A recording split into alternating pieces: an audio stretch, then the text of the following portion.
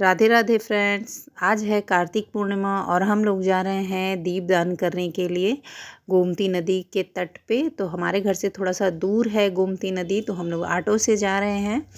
और सुबह थोड़ा आज मैं लेट उठी। वैसे रोज़ मैं 3:30 बजे उठ जाती थी, आज थोड़ा सा मैं लेट उठी तो जल्दी जल्दी थोड़ी बहुत अपनी पूजा कंप्लीट की और हम लोग निकल लिए।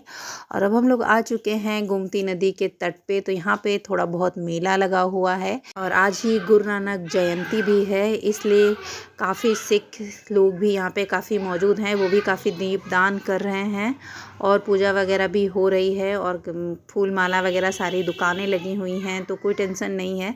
पिछले साल हम लोग आए थे तो शायद एक दिन पूर्णिमा के एक दिन पहले आ गए थे, तो कुछ भी नहीं था। हम लोग जो घर से अपना सामान लेके आए थे वही था, उसी से हम लोगों ने पूजा की थी। फूल वगैरह नहीं मिले थे, लेकिन इस बार फूल वगैरह सब कुछ अच्छे से मिल। तो सबसे पहले प्रणाम किया गोमती माता को, फिर हम लोगों ने उसमें अपने हाथ पैर धुले, थोड़ा पानी छिड़का, अपने आप को पवित्र किया। उसके बाद में हम लोगों को जो पूजा करनी थी, यानी कि जो दीपदान करना था, वह दीपदान किया हम लोगों ने। और बहुत ही अच्छा लग रहा था। बहुत सारे लोग दीपदान कर रहे थे और बहुत सारे लोग आसपास नहा भी रहे थे। और नाव बहुत सारी खड़ी थी। कुछ लोग तो नाव में बैठ के जाके आगे जाके नदी में दीपदान करके आते हैं। और लेकिन मुझे तो बहुत डर लगता है पानी से, मुझे नाव में बैठने का कभी भी मन नहीं करता है। बस दूसरों को देखना ही अच्छा लगता है नाव में बैठते हुए। और चारों तरफ नदी में खूब सारे दीपक तैर रहे थे। और जब हम लोगों का दीपदान हो गया तो उसके बाद हम लोगों ने एक दोना ले लिया और उसी में एक दिया बना के फूल रख के और माता रानी में प्रवाहित कर दिया। और हम लोग धीरे धीरे से उसको प्रवाह कर रहे थे और चारों तरफ इतनी हलचल थी, फिर भी जैसे ये दिए हमारे आगे तैर के जा ही नहीं रहे थे, बस वो वहीं पे रुके हुए थे और ऐसा लग रहा था कि वापस आ रहे हैं। तो हम लोग सोच रहे थे कि थोड़ा सा आगे की तरफ तैर के चले जाएं, ऐसा ना हो किसी नाव के नीचे आ जाएं और बुझ जाएं। तो इसी में लगे हुए थे हम लोग। पानी से थोड़ा तेज़ तेज़ पानी से कर रहे थे, जिसमें आगे की तरफ तैर के सब चले जाएं। और इस तरीके से हम लोगों की पूजा हो गई। दीपदान बहुत अच्छे से कंप्लीट हो गया और अब हम लोग घर के लिए निकलने वाले हैं। आज दिव्यांशी साथ में नहीं आई थी, जो कि मेरी फ़ोटोग्राफ़र है, वही मेरे वीडियो वगैरह बनाती हैं। तो इस वजह से अच्छे से वीडियो उतने अच्छे से नहीं बन पाए। मैंने जो कुछ भी थोड़ा बहुत बनाया खुद ही बनाया है, या तो मेरे देवर की छोटी लड़की थी उसने थोड़े बहुत बनाए हैं। तो बस इस वजह से ज़्यादा अच्छे वीडियो तो बने नहीं, लेकिन जो कुछ भी था वो बन गया उसी की वजह से, वरना वो भी ना बन पाता। तो बस हम लोगों की पूजा हो गई थी और अब हम लोग निकल लिए हैं अपने घर की तरफ। और जाते जाते घर पहुंचते पहुंचते हमें कम से कम 8 साढ़े 8 बज गया था। और अभी घर जाके मुझे थोड़ी पूजा पाठ भी करनी है, जो मैं रोज़ करती हूँ वो सुबह की रह गई है। और आज तुलसा माता का विवाह है तो उसकी भी पूजा करनी है। तो मैं घर आ गई, उसके बाद मैंने अपनी पूजा कंप्लीट की। उसके बाद थोड़ी बहुत डेकोरेशन कर दी थी, तुलसा माता को साड़ी वगैरह पहना दी थी और जो कुछ भी थोड़ा बहुत था वो किया। और बाकी जो थोड़ी बहुत सजावट है ये देवांशी ने की थी, क्योंकि उनको अगर क्रेडिट ना दूँ तो वो गुस्सा हो जाती है, इसलिए उनको क्रेडिट देना ज़रूरी। ये देखिए मैं रेडी हो गई हूँ। ये पहनी है मैंने आज साड़ी, बनारसी साड़ी, क्योंकि आज तुलसी माता का विवाह है कन्हैया जी के साथ, तो हमको भी खूब अच्छे से रेडी होना चाहिए। तो मैं तो रेडी हो गई हूँ और आप चलिए फटाफट से कर लेते हैं पूजा, क्योंकि काफ़ी लेट हो रहा है। चलिए पूजा कर लेते हैं। और ये बैठे हैं हमारे लड्डू गोपाल और ये रही हमारी माता रानी तुलसी माता। और अब सबसे पहले हम बनाएंगे कलश।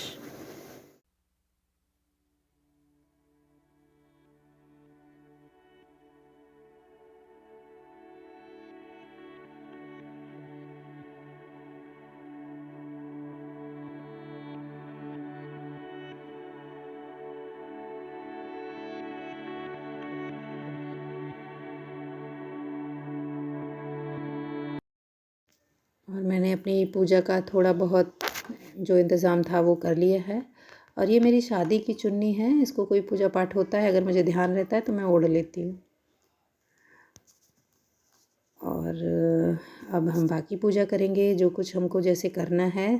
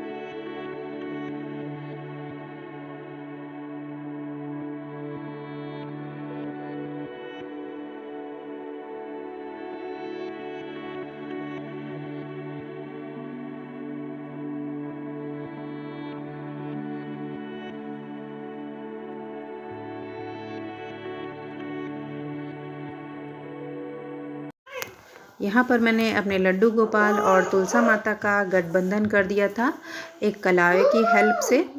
और बाकी तो शादी जैसे होती वैसा मैं कुछ भी नहीं करती हूँ, ना ही फेरे दिलाती हूँ, ना मांग में सिंदूर भराती हूँ, ना ही मुझे माला वगैरह पहनवाती हूँ, जैसे एक दूसरे को माला छुआ के पहना दी जाती है। वैसे तो मैं कुछ भी नहीं करती हूँ, सिंपल सी माता रानी की पूजा पाठ करती हूँ, सुहाग अर्पण करती हूँ उनका, और बस कान्हा जी के साथ उनकी पूजा करती हूँ। और इतना ही हमारे यहाँ होता है। ऐसा ही मैंने देखा है सबको करते हुए। मेरी सासू माँ भी ऐसे ही करती थी और हमने अपने मायके में भी ऐसे ही देखा है, तो मैं भी बस वैसी ही पूजा करती हूँ। इससे ज़्यादा और कुछ भी नहीं। जो कुछ सुहाग का सामान चढ़ाती हूँ सब माता रानी को थोड़ा थोड़ा करके अर्पण कर देती हूँ, जैसे बिंदी लगा दी, और जो सिंदूर वगैरह, जो मेहंदी सिंदूर जो कुछ भी लेके आई वो थोड़ा थोड़ा माता रानी को लगा दिया था। और माता रानी को रंग लगा दिया था पहले, उसके बाद ही मैंने अपने को खुद को रंग लगाया था।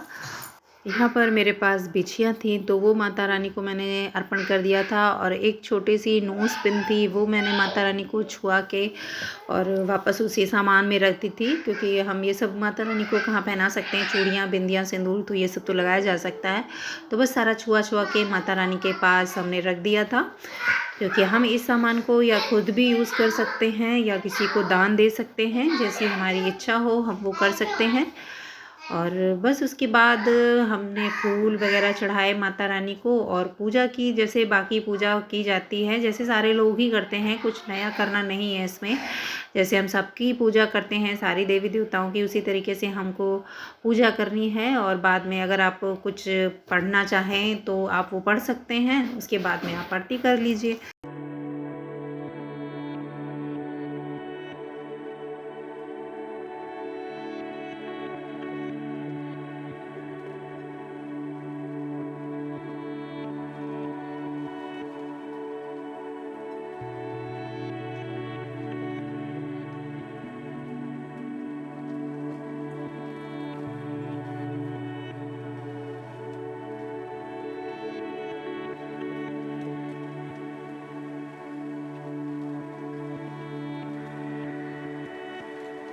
और यहाँ पर मैंने माता रानी को सारा कुछ चढ़ा दिया था, सुहाग का सामान, और थोड़ी बहुत पूजा भी कर दी थी। उसके बाद मैंने जलाए दीपक, और अपने जहाँ जहाँ मुझको दीपक रखने थे उस तरीके से मैंने रख दिया। क्योंकि आज ही को देव दीपावली कहते हैं, तो आप जितने ज़्यादा दीपक जला सकते हैं आप उतने जलाइए। मैंने तो थोड़े बहुत दीपक जला दिए, थोड़े दरवाजे पे रख दिए, थोड़े छत पे रख दिए, और थोड़े बहुत जो हमारे पूजा वाले पेड़ हैं उनके पास रख दिए।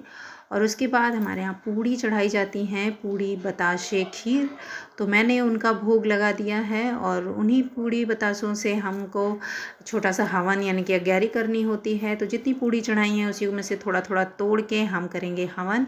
और हवन में बस खीर पूड़ी बताशे और घी। और पहले हम अपनी जो अग्यारी है यानी कि जो हवन की बनाया है हमने प्रज्वलित किया है, तो हमने उसको आचमन करा दिया था, और बस फिर उसमें अग्यारी कर दी और सबको वस्त्र रूपी कलावा अर्पण कर दिया था। और उसके बाद अग्यारी कर ली और भोग अर्पण कर दिया, और फिर की हमने यहाँ पे आरती।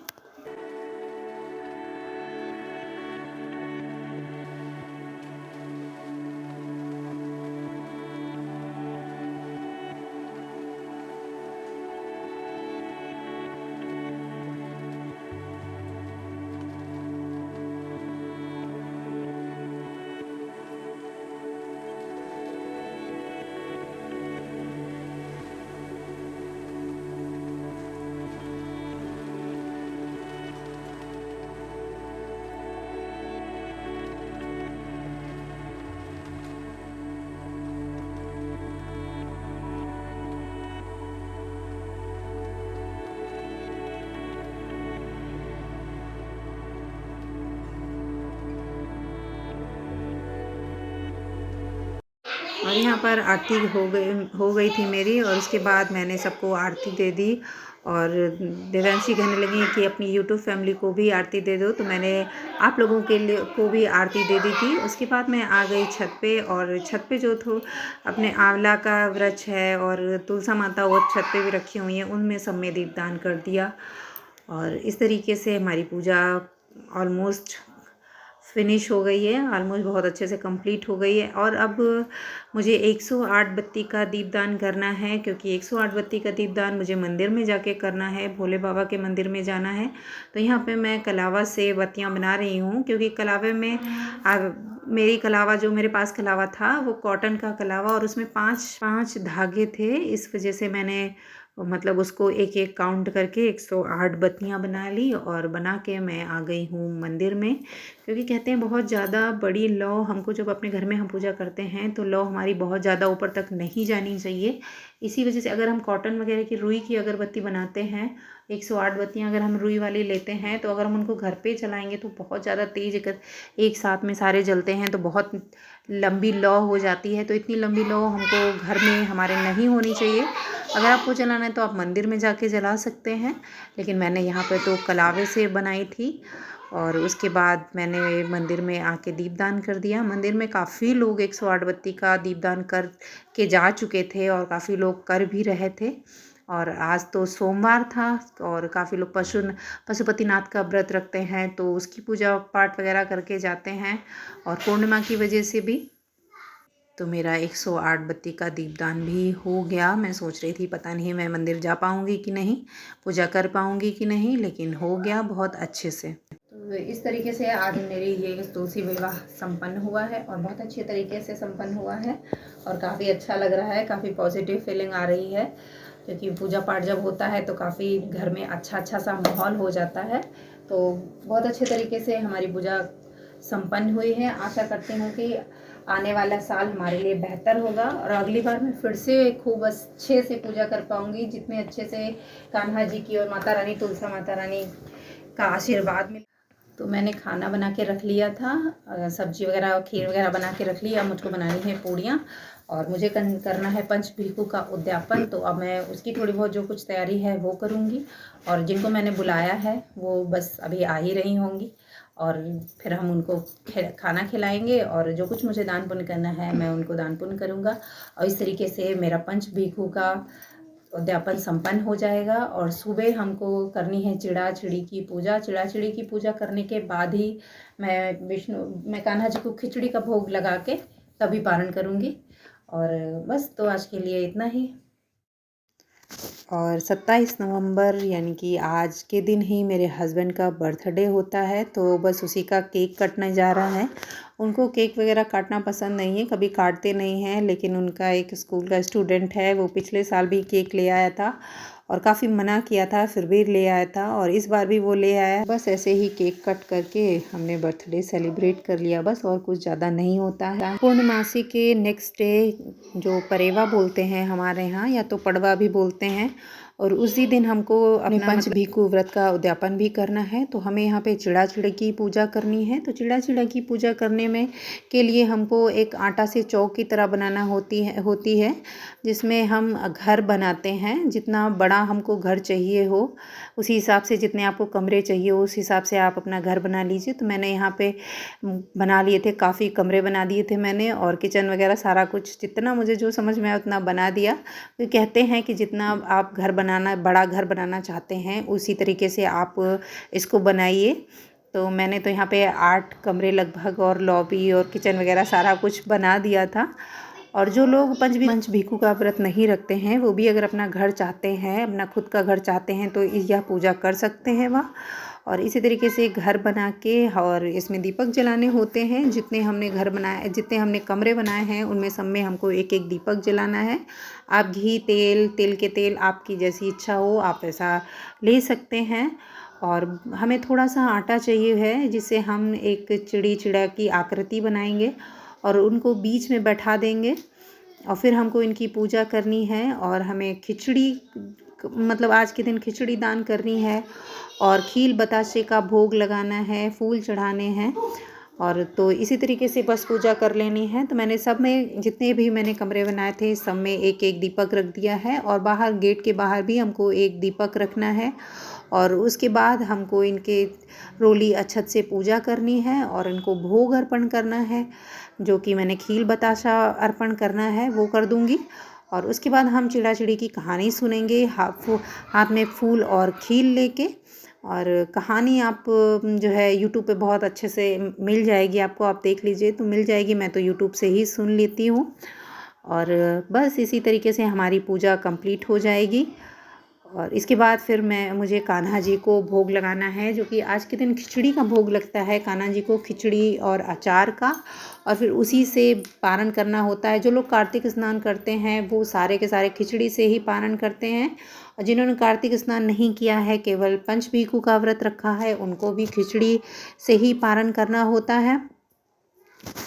और उसके बाद जो हम कथा सुन लेंगे, तो कथा सुनने के बाद जो हमारे हाथ में जो अक्षत और फूल वगैरह होगी वो हम थोड़े से चढ़ा देंगे चिड़िया के पास, और बाकी जो है हम अपने लोटे में डाल देंगे। लोटे में डालने के बाद हम उसको सूर्य भगवान को अर्घ दे देंगे उससे।